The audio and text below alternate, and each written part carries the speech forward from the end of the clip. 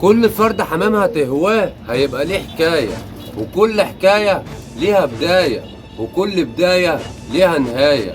ايه يا عم اللي انت بتقوله ده؟ عشان غية الحمام عاملة زي المحيط، غويطة ومليانة بالأسرار.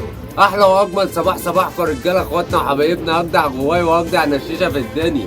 وهنبدأوا الفيديو بالصلاة على حضرة جمال النبي كالعادة، عشان احنا ملوك السعادة.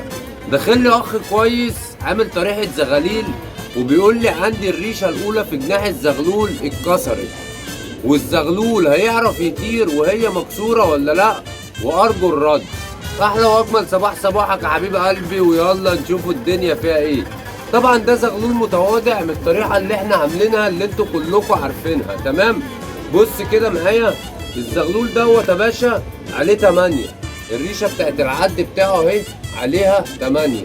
الريشة اللي عليها 8 دي بتقعد 15 يوم وعبال ما تطلع، ودي أول لما تطلع بتقع الريشة السبعة لحد ما بيوصل للريشة الأولى ديت اللي هي بيبقى اسمها الصمة. الريشة ديت لو أنا شديتها بإيدي هتفضل تطلع للزغلول معوجة، هتفضل تطلع للزغلول معوجة. طب ايه الصح يا عم اللي انا اعمله منعا من ان الريشة دي تطلع معوجة؟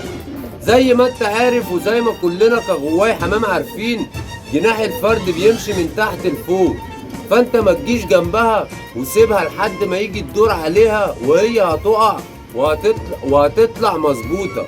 دوت اللي انا اقدر افيدك عليه. وصلت؟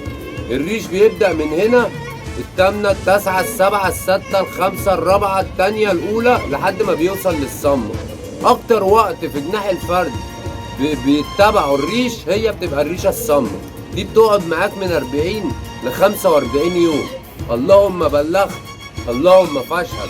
أحلى وأجمل صباح صباحكم رجالة اخواتنا وحبايبنا، أجدع غواي وأجدع نشيشة في الدنيا، ولايك وشير وكله في الخير، وعلى الله إن شاء الله.